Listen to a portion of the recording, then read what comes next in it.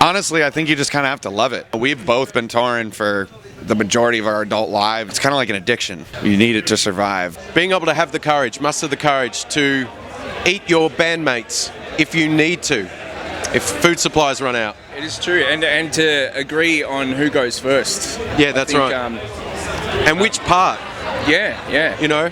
Yep. If I could add to that, manners. Manners. Yeah. Your please and thank yous. It just oils the cogs for the grind of the day, you know.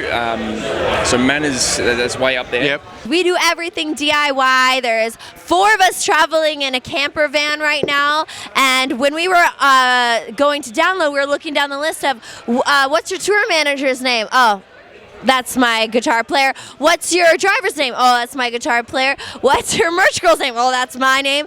But you just gotta roll with it and enjoy. No, just good food. Like if you just eat like bread and croissants, it's not good. We're such foodies. We just eat all day, every day, all night, And if we sleep. could. Just support from back home is really big for me, and having people in your band that you can connect with. I lived with this dude for 3 years. I don't think I could tour if I didn't have one of my best friends out here with me.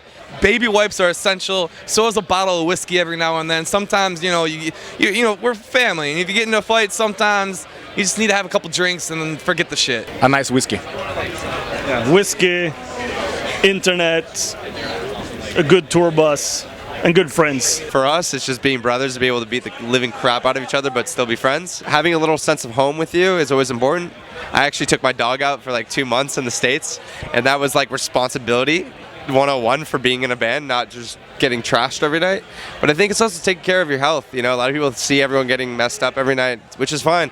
But I wake up and go on a run every morning, so I'm able to go play a show and just be refreshed. You gotta be fucking adaptable. Just cry in the bathtub, laid alone at night, you'll be fine.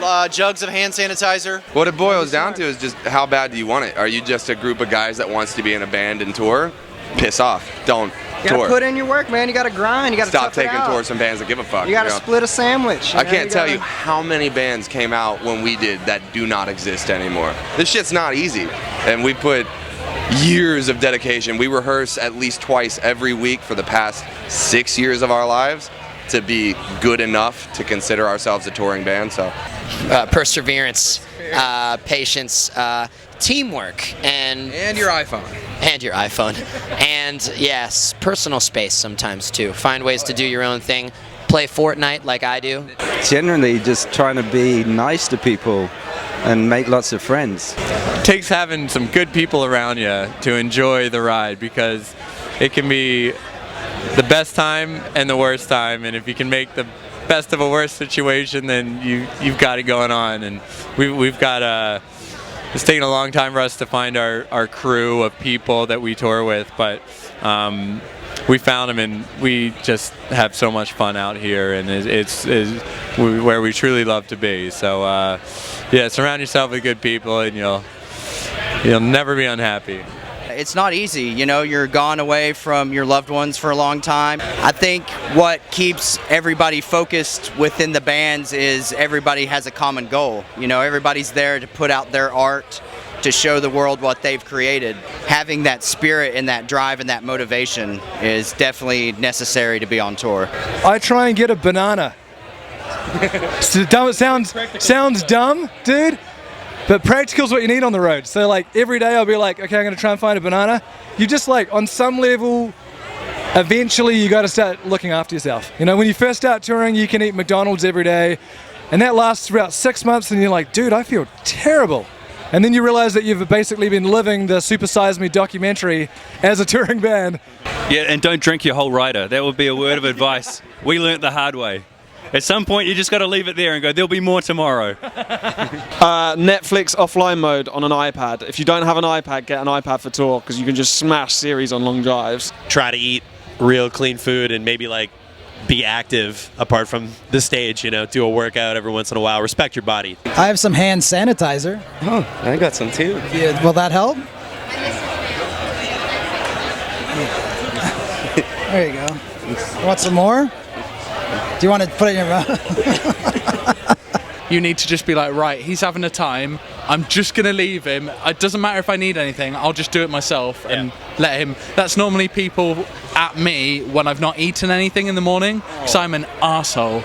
Make sure you've done all of your stuff and you've covered yourself. Any band stuff's done, all of that. Don't just disappear off to get food. Don't just sit and read a book. Just like make sure you got all your stuff done. Nobody can be angry at you. And then play good shows. It takes a lot of resilience, both mental and physical, but mainly mental. The amount of time you spend with the same people in a very confined space, it can be very mentally taxing. You've got to come to terms with the fact that you're going to be spending the majority of your time in a very small space with a large amount of people. It's the most hyper-social, forced social thing you're ever going to do with your life. It's crazy. Just not drink too much, get some good sleep, drink a lot of water, and stay healthy and fit. To survive on tour, you need to have guts, and you need to have brains, and you need to have respect, and you need to have a work ethic. You know, all the things that would come with any other job. It takes to survive on tour a very beautiful tour manager who answers every question when you ask them, and will bend over backwards to do what you need to do. Whether you guess this is 10 people and you need 40 or not. That is the key to being on the road.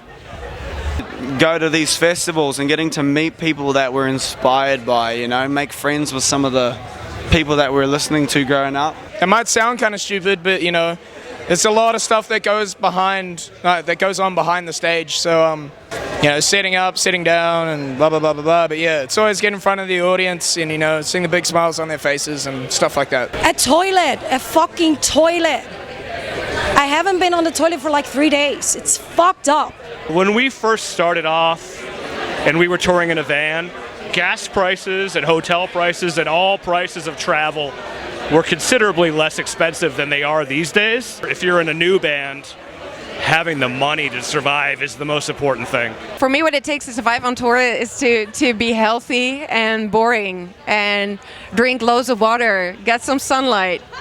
You're basically a houseplant with more complicated needs. We actually, when we started touring, there were no iPhones. It makes us sound like dinosaurs, but it's actually true. We didn't have roaming, so there was no like Facebook, none of that, no FaceTime. We actually printed like on paper from Google Maps, and if you got like a wrong turn, you had to go all the way back around and like look at the streets. Go back to Sweden. Yeah, go back to Sweden and start over.